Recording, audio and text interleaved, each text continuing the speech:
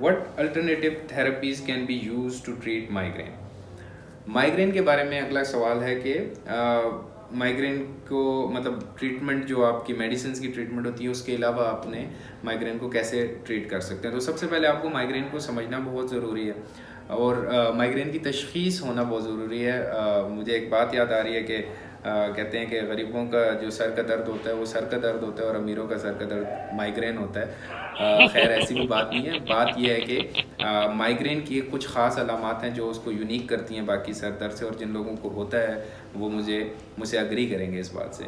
इंतहाई शदीद किस्म का सर का दर्द होता है। इसमें क्या होता है कि आज सर ज़्यादातर केसेस में सर के आधे हिस्से में दर्द होता है, उसके साथ कुछ लोगों को विजुअल जो है वो औराज यानी कि या धुंधला दिखाई देना शुरू हो जाता है, या फिर आंखों के आगे जो है ना सितारे टिमटिमा रहे होते हैं, ऐसा लगता है फ्लैशेस ऑफ लाइट पड़ रही हैं।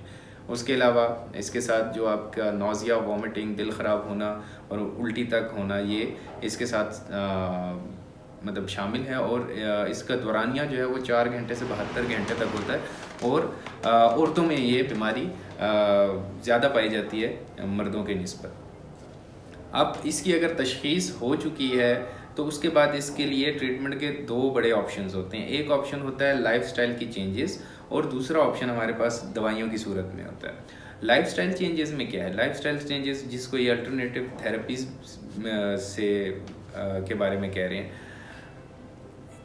जो माइग्रेन होता है ये ज़्यादातर डिपेंड करता है कि आपका माइग्रेन ट्रिगर क्या चीज़ कर रही है। तो इसके बारे में कहा जाता है कि चॉकलेट, कैफ़ीन, हाँ हमारे यहाँ चाय ज़्यादातर है। फिर उसके अलावा स्लीप पैटर्न का जो आगे पीछे होना है कि आज आप 8 बजे सोओगे, कल 2 बजे सोए हैं, परसों फिर मतलब 7-8 बजे सो रहे हैं। तो अगर आपने अपना स्लीप का जो पैटर्न है उसको एक पर मतलब कोशिश ना की कि एक वो ख़ास दौरानिए में ही रहे, तो ये चीज़ आपके लिए ट्रिगर कर सकती है माइग्रेन के हेडेक को। उसके अलावा फैमिली में अगर ये चीज़ चल रही है तो फिर भी चांसेस ज़्यादा होते हैं।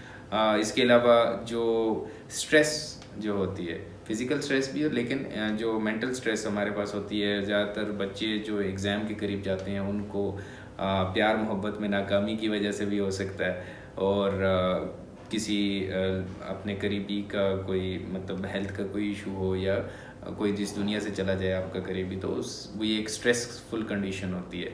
या कोई माली मामला, कोई बिजनेस रिलेटेड इश्यूज़ हैं।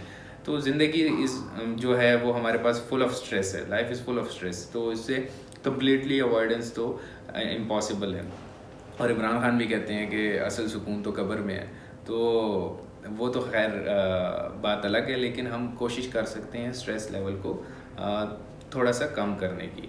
तो ये हमारे पास अल्टरनेटिव थेरेपीज़ में ही इसको समझ लें कि हमने अपने लाइफस्टाइल को अगर बेहतर करेंगे और उन ट्रिगर्स को पहचानेंगे जो कि माइग्रेन हेडेक करवाते हैं, तो हम इसकी फ्रीक्वेंसी को कम कर सकते हैं, इसकी इंटेंसिटी को कम कर सकते हैं। यानी कि एक इंसान को अगर महीने में 4 से 5 दिन अटैक आ रहे हैं तो वो कम होकर 1 से 2 हो जाएंगे।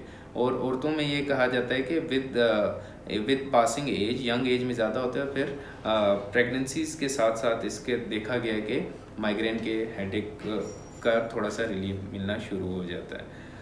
उसके अलावा जो दूसरी ट्रीटमेंट ऑप्शन होती है वो है मेडिकेशंस। मेडिकेशंस भी 2 किस्म की दवाइयाँ अद्वियात आप इस्तेमाल कर सकते हैं। एक ये है कि जब दर्द हो रहा है तो उस दर्द को कम कैसे करना है और तकलीफ़ को कम कैसे करना है। दूसरा ये कि अगर ये इंतहाई ज़्यादा तकलीफ़ है, बार बार हेडेक हो रहे हैं, आपकी स्टडीज़, आपके नॉर्मल लाइफ, आपकी जॉब इससे डिस्टर्ब हो रही है, तो उस सूरत में आपने जो प्रोफाइलेक्टिक जो इसकी ट्रीटमेंट है वो ले सकते हैं। वो ये करती है कि आपके हेडेक के जो फ्रीक्वेंसी यानी कि कब कितने अरसे बाद आना है उसको कम करते करते बहुत सारे लोगों में माइग्रेन से मुकम्मल छुटकारा भी दिला देती है।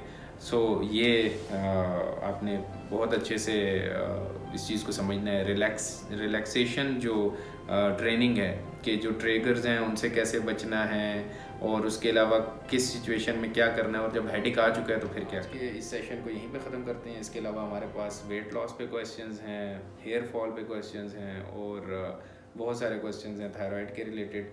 वो हम अपने नेक्स्ट सेशन में जारी रखेंगे इस वीडियो के फीडबैक पे कि कितना आप इस चीज़ को पसंद करते हैं। और इसके अलावा भी अगर आपके कोई क्वेश्चंस हों आप उसको डिटेल्ड एज, वेट, जेंडर और उसके साथ एक छोटी सी जो उनकी हिस्ट्री है उसको बताने के बाद आप मसला बताएं। इंशाल्लाह we will try to give you the best answer possible. और या फिर अगर आपको किसी चीज़ की रिकमेंडेशन हो या आपको किसी डॉक्टर के पास जाना चाहिए या नहीं जाना चाहिए या किस डिपार्टमेंट के डॉक्टर के पास जाना चाहिए, हम आपको उस चीज़ में हेल्प करेंगे। Now time out.